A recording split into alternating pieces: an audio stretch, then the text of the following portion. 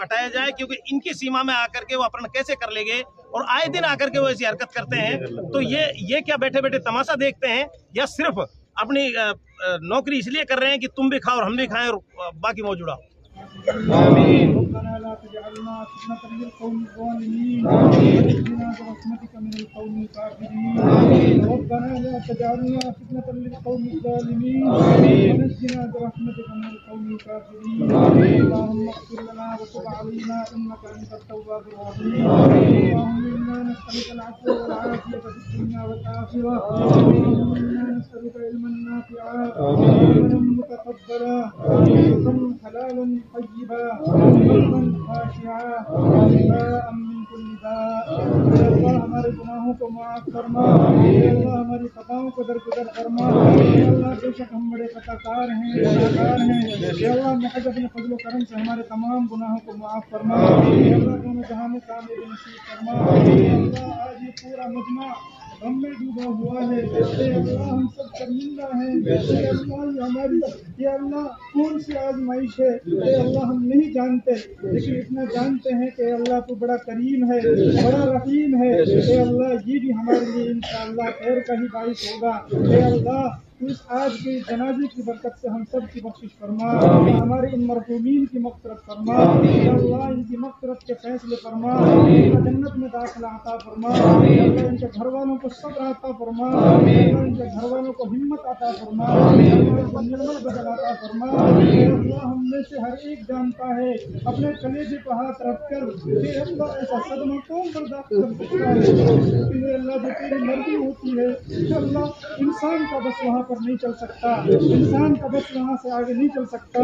अल्लाह तेरी मर्जी पर हम भी राजी हैं। अल्लाह जिसमें तेरी खुशी है हम भी खुश हैं। यकीनन ये बड़ा हादसा है। अल्लाह घर वालों को सब्र अता फरमा, हिम्मत अता तमाम मज़लूमीन की हिफाजत फरमा। अल्लाह जालिमों के शर से हिफाजत फरमा, मुश्किलों के फितनों से हमारी हिफाजत फरमा। अल्लाह हमारी दुआओं को नबी पाक अलैहिस्सलाम के सबसे पहले कबूल मंजूर फरमा। अल्लाह अन्ना मुहम्मदन व अहलु सल्लल्लाहु अलैहि वसल्लम सल्लल्लाहु तआला अलैहि मुहम्मद व आलिहि व अस्हाबिहि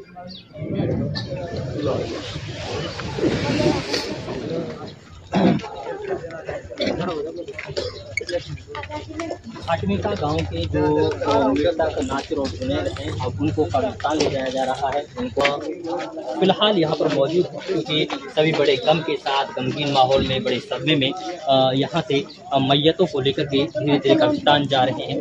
लेकिन सभी के जहन में एक ही सवाल है कि क्या मिट्टी देने के बाद में परिवार के एक एक सदस्य को फोर्थ क्लास की नौकरी दिलवाई जाएगी, वहीं जो मृतक के बच्चे हैं उनको फ्री दिलवाई जाएगी।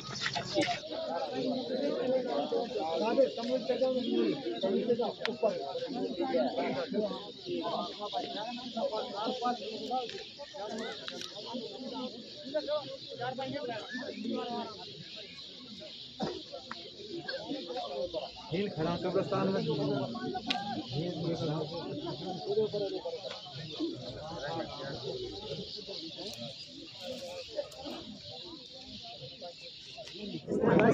को पकड़ा है। कल आप सीएम से मिलकर क्या बात करेंगे? कल सीएम से मिलकर ये सारा वाकया अभी सामने रखेंगे और कोशिश करेंगे और हम इनकी क्या मैम अभी सॉर्ट आउट हो गया या अभी कुछ क्लैश है? अभी नहीं, बिल्कुल बिल्कुल करेंगे। उसके बाद ही हम अपने, क्योंकि हमें अपने आदरणीय अशोक गहलोत साहब में पूरा यकीन है कि वो हमारे साथ न्याय करेंगे, इसलिए हम आशु को रख के कोई सौदा नहीं करेंगे। मैडम राजनीति करेंगे। मैडम एक और मांग उन्होंने रखी है कि इस तरह की आगे चलो और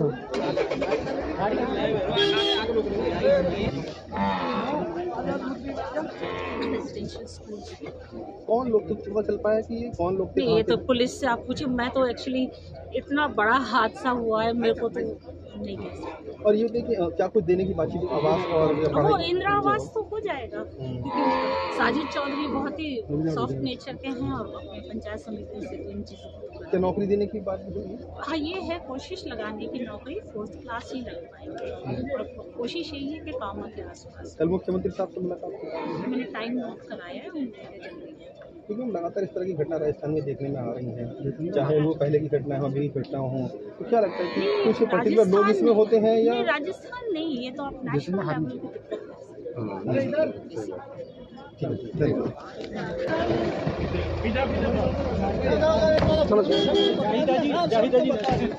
क्या कहेंगे अब, परिवार मान गया सब बातों के लिए? हादसा हुआ, जो घटना हुई है उसको लेकर के पूरे मेवात इलाके में रोष भी है और पूरे मेवात इलाके में मातम और सदमा पसरा हुआ है। वहीं बड़ी बात यह है कि इस पूरी घटना के बाद से मंत्री जायदा जी पहुंची, वहीं हमारे मौलाना अतहर साहब भी यहां पर आए हैं और मृतक के जो परिजन हैं उनकी दुख की घड़ी में शामिल होने के लिए आए हैं। खैर, बड़ी बड़ी घोषणाएं कर दी हैं कि 41 लाख रुपए सभी को मिलाकर दिए जाएंगे, 15 लाख रुपए की सरकार की तरफ से घोषणा की गई है। मंत्री का जो कोष है उसमें से 5-5 लाख रुपए की मदद की बात की गई है। बाकी जो और प्रधान है वो भी कहीं ना कहीं मदद करने की बात कर रहे हैं। लेकिन सवाल ये है कि क्या इतने मुआवजे से जुनैद और नासिर की भरपाई हो पाएगी या नहीं? इसके अलावा आने वाले समय में जो रोजाना ये घटनाएं हो रही हैं उन घटनाओं पर लगाम कैसे लगेगा, ये भी अपने आप में बड़ा सवाल है। अतहर साहब, क्या लग रहा है कि मृतक के परिजनों को 41 लाख रुपए की घोषणा करके संतुष्ट कर देना, क्या ये इंसाफ है? क्या वास्तव में इंसाफ मिल गया है? इस मुल्क का जो कानून और ज़ाब्ता है, कम से कम उसके दरमियान रहकर उस पर जो खरा उतर कर ये प्रशासन अगर इंसाफ देता है तो हमें इससे बहुत खुशी होगी और उम्मीद भी करते हैं हम इस बात की जिम्मेदारों से, राजस्थान सरकार से भी, कि इंशाल्लाह इनको इंसाफ मिलेगा। सबसे बड़ी बात यह है कि पहले उनकी गिरफ्तारी हो, गिरफ्तारी के बाद जो कानूनी सज़ा होनी चाहिए, जिस तरह उन्होंने इनके ऊपर पहले अगवा किया, अगवा करने के बाद फिर इनको मारा है, यहाँ से सकते हुए मैंने फिरोजपुर भी पूछा है थाने वालों से, तो उन्होंने यही बात कही है कि भाई हमने तो यहाँ से लाश वापस कर दी उनकी, तो फिर यहाँ लेकर गए 150 किलोमीटर दूर। इसका मतलब तो ये है कि इनकी बदमाशी है ही है। अगर प्रशासन चाहे पूरे मुल्क के हालात आज ख़राब कर रखे हैं, इंशाल्लाह उम्मीद है कि ये सारे इंसाफ मिल सकते हैं हमें। लेकिन हमें उम्मीद कम इसलिए है कि हमारी कौम में इत्तेहाद नहीं है। इत्तेहाद के ऊपर यूनिट अगर कौम में होती है तो किसी की मजाल नहीं, किसी के बच्चे को हाथ लगाते हैं। ये सही बात है। कौम को ये पैगाम देना चाहता हूँ इससे कि ये बदमाशियाँ खुद छोड़ दें, पहले ये गलत काम कर रहे हैं, ये खुद छोड़ दें इस चीज़ को। हम रात और दिन पूरे मुल्क में क्या कि आउट ऑफ कंट्री भी हम जाते हैं, हमें आज तक किसी ने कुछ नहीं कहा, उफ तक भी नहीं कहा। मैं तमाम हाथ जोड़कर गुजारिश करता हूँ पूरी कौम से, ये जो जितने गलत कार्य हैं पहले इनको छोड़ें और इन बच्चों को संभालें, नौजवानों को रात में ना टहलने दें। हमारे वालिद साहब ने आज से 30 साल पहले, मौलाना कासिम शेर पंजाब का लड़का हूँ मैं, उन्होंने यही पूरी कौम को पैगाम दिया था कि इन बच्चों को संभालने की कोशिश करो। एक दिन ऐसा आएगा कि प्रशासन इन्हें उठाएगी, लोग इन्हें उठाएंगे और तुम उनकी लाशों को भी तलाश नहीं कर सकते। जो मुलजिम रहेगा, जो अपराधी रहेगा, तो ये लोग सभी लोग तैयार हैं। यहाँ आप देख रहे हैं ना, ये सारे लोग तैयार हैं कि जो लोग गलत कर रहे हैं उनको सजा पुलिस दे, कानून के हिसाब से।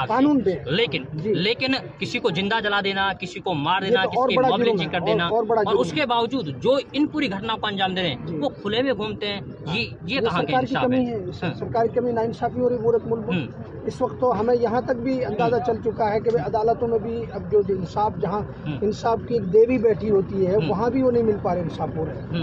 हमने गोपालगढ़ कांड देखा, पुराने का कांड देखा, दोवा का कांड देखा, मैं बहुत सारे मैयतों में शामिल हुआ हूँ, लेकिन वहाँ उनको पूरा इंसाफ नहीं मिल सकता। अब हमारी कौम को ये करना चाहिए, एकजुट होकर, यूनिट दिखाकर पीछे पड़े रहे। हमारे दरमियान एक कमी है, हम ढीले पड़ जाते हैं।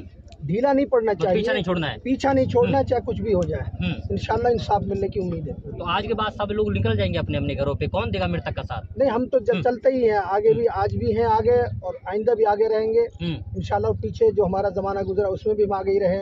हम अल्लाह से यही दुआ करते हैं कि अल्लाह इन बच्चों को इंसाफ दिलाए। मतलब ये है कि मिलेगा तो ठीक है, वरना छीन लेंगे। छीनने का ही जमाना है, सही बात तो ये है। इंसाफ दे नहीं रहा को छीनना पड़ता है। अब छीनने के तरीके ये सब जानते हैं, सब पढ़े लिखे लोग हैं, समझदार हैं, किस तरह छीना जाता है हक अपना। इस पूरे मामले में कितना इंसाफ जुनैद और नासिर को मिलता है ये भी वक्त करेगा। मौलाना अतहर साहब ने से हम लोगों ने बातें की, उन्होंने कहा कि हमें विश्वास है, हमें उम्मीद है और उम्मीद हमें लगानी भी है।